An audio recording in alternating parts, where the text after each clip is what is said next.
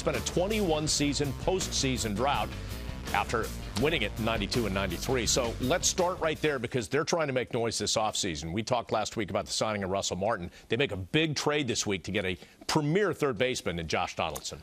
I got to give the Jays credit because, they've had two disappointing seasons in a row in which they were, quote-unquote, going for it, and they've failed both times. They stuck with their manager. John Gibbons is coming back, and they are really going for it again. I mean, they had every reason to just break it down, sell off all the expensive parts, start from scratch, but they are not. I mean, they're clearly decided that they want to win this division. They see a vulnerability there.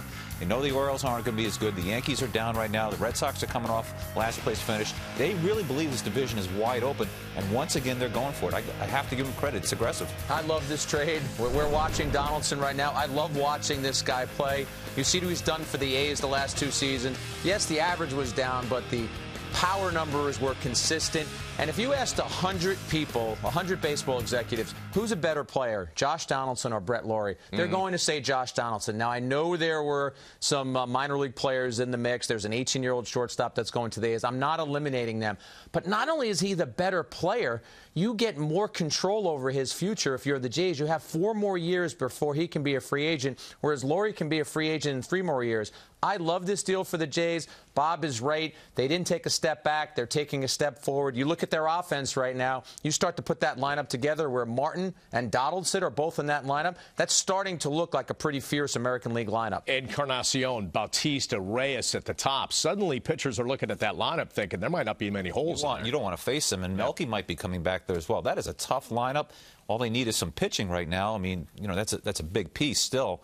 They don't really have an ace right now to beat the Scherzers or the John Lesters. They don't have that yet, but that offense can pound anybody. And just getting back to the trade for 1 second with Donaldson, I texted Billy Beane over the weekend. I said, how you doing? I mean, I've known Billy a long time, since the days when he was a Met outfielder, a Met prospect anyway. I said, how you doing? He says, well, I just traded my best player.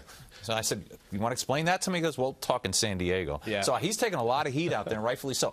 I like Billy, and I don't understand the trade at all. Yeah, you're giving up one of the best players, and like you said, the control, too, which was surprising. Right, his best player, a guy who was an MVP candidate, and a guy, if you look at those A's teams, if you want to call them a lunch bucket-style player, that's what Donaldson is. We just showed video, this guy diving for balls at third base. I love that little leg kick. He figured something out offensively where now he almost lifts his leg like Jose Bautista, and actually after the trade, he said that he has studied about 1,000 at-bats on film of Jose Bautista because he does a little bit of a similar leg kick. Again, I love this move for the Jays.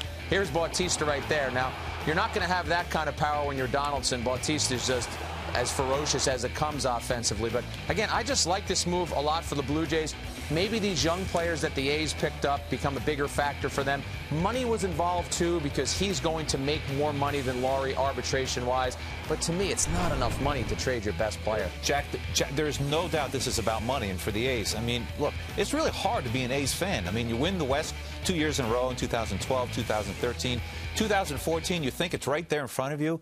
And they barely make the playoffs. They lose in the first round in the wild card shootout with the Royals. And now Billy's making this crazy trade, sending his best player to the Jays.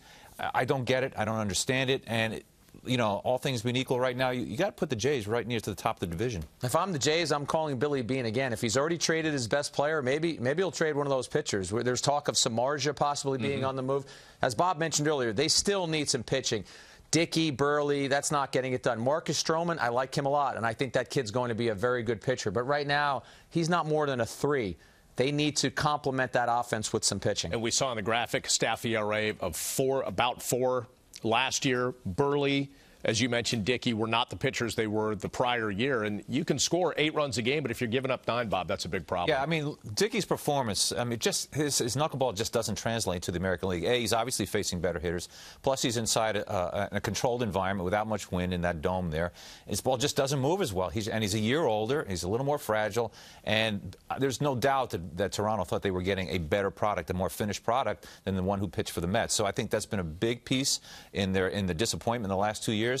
One more pitcher, and these guys are going to be a factor. Now, let's say they didn't get another pitcher. They stuck with who they have. How can Russell Martin impact things? Can he squeeze a few more wins out of a team that won 83 last year? I was about to say that. I was about to say, if you're the Jays, here's what you're saying. Okay, maybe we didn't add any pitching, but we added a guy who can make our pitchers better.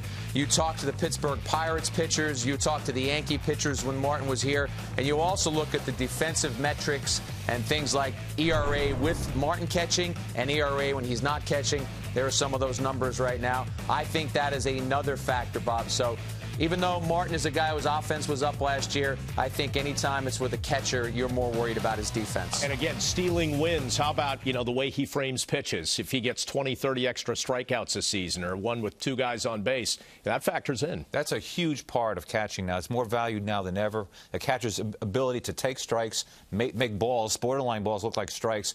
It's great for a pitcher's confidence. But, Jack, unless you can get swings and misses, your catcher doesn't really matter. And Burley and Dickey just can't do it. They've got to get some power arms in that rotation.